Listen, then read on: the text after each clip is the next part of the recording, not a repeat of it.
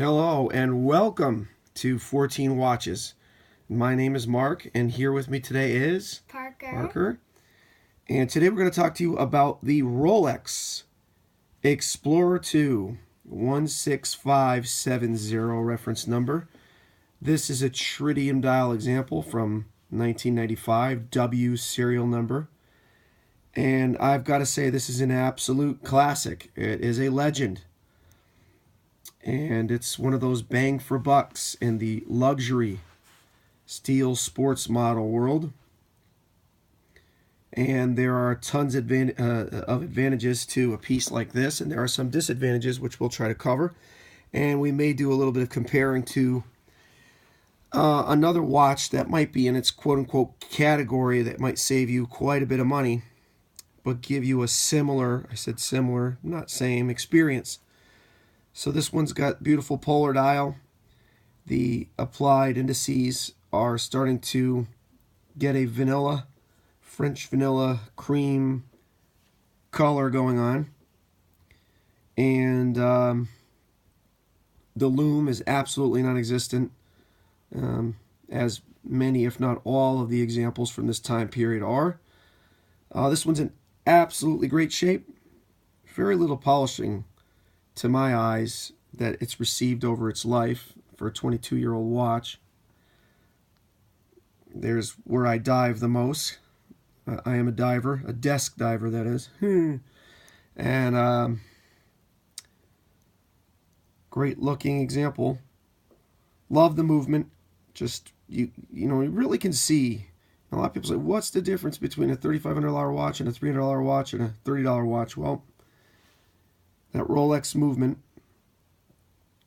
3135 in-house, GMT movement just sort of floats along. I mean, obviously there's a little tick going on, but it's just it's a wonderful looking sweep. Keeps incredibly accurate time. Literally within a couple of seconds, every 24 hours, one way or the other. Great shape, polished sides, brushed on the top.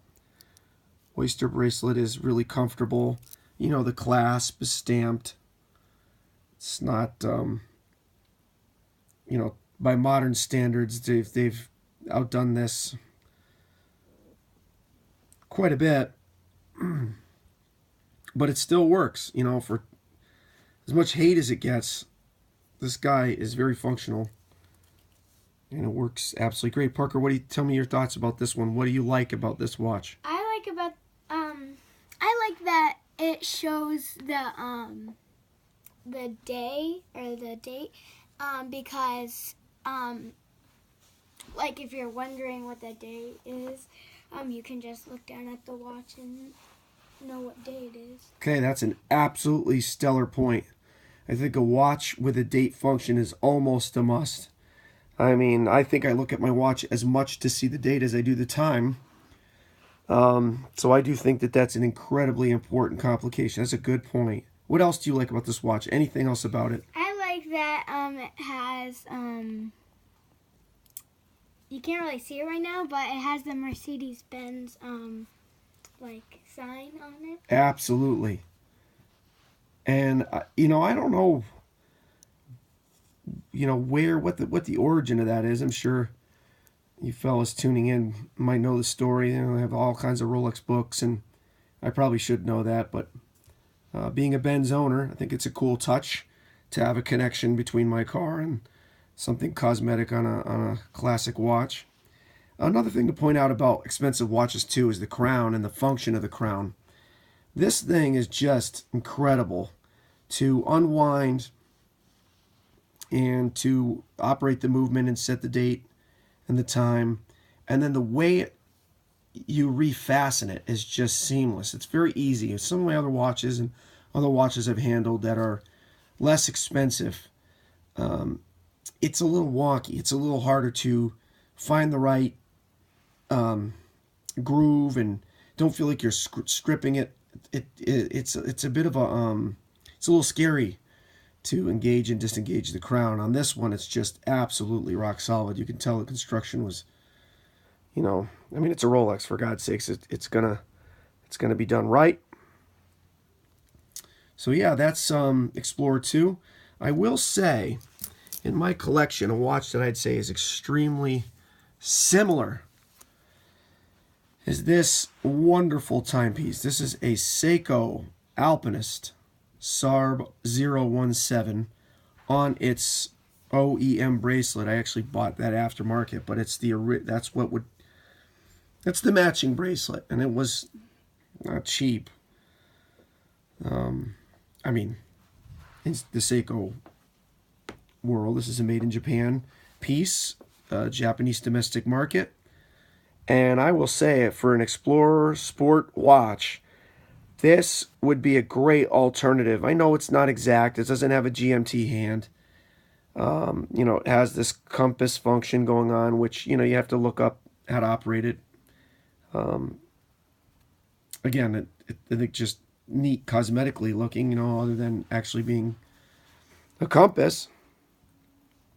I mean, this is a beautiful watch. This is a $300 some odd watch, $100 some odd bracelet to go with it. It comes on a kind of a cheap, cheesy, hard to form pseudo leather strap. I guess it's leather, but if it doesn't look and feel like leather, then is it really?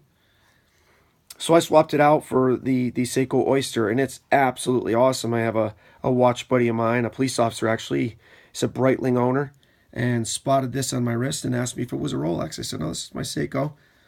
You know, and geez, my watches are never, ever pointed out by people, so it was pointed out and mistaken for Rolex, and rightfully so. The bracelet really is a spitting image of the 16570 here.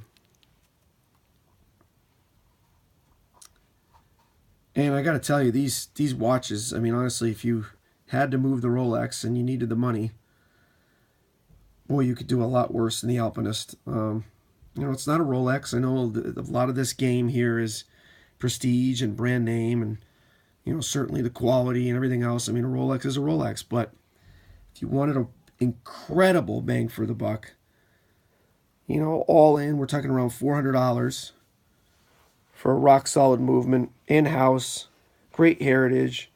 You know, I mean, some people would turn their nose up at it, but I think if you're not a super watch snob, man, gosh, that would be a great replacement. Parker, talk to me about the Seiko Alpinist, the green one.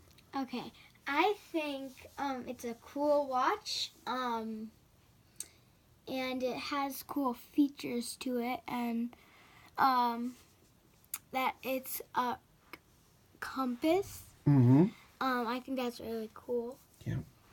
And if I knew that I was going on like a walk or a hike, I would wear that watch.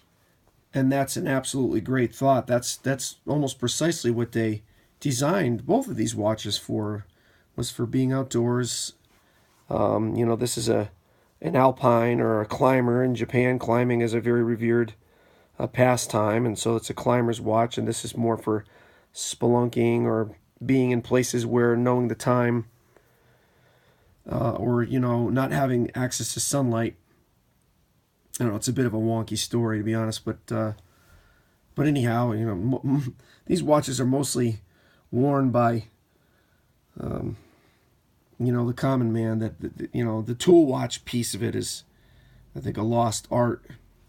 You know, I could be wrong, but, you know, I don't know how many people are taking a Submariner and doing tons of dive missions, and I don't know about you, but I'd just get a dive timer. I wouldn't be wearing an $8,000 watch. Even though that was designed for, and certainly would be incredible at it, it just doesn't make a ton of economical sense. But with that said, I think these are great watches. To me, this is an all-time classic. It's like a poor man's GMT Master II, right? Without the rotating bezel, without the cool Pepsi or Coke or BLNR effect. But anyway, we're going to be signing off. Thanks for tuning in to 14 Watches.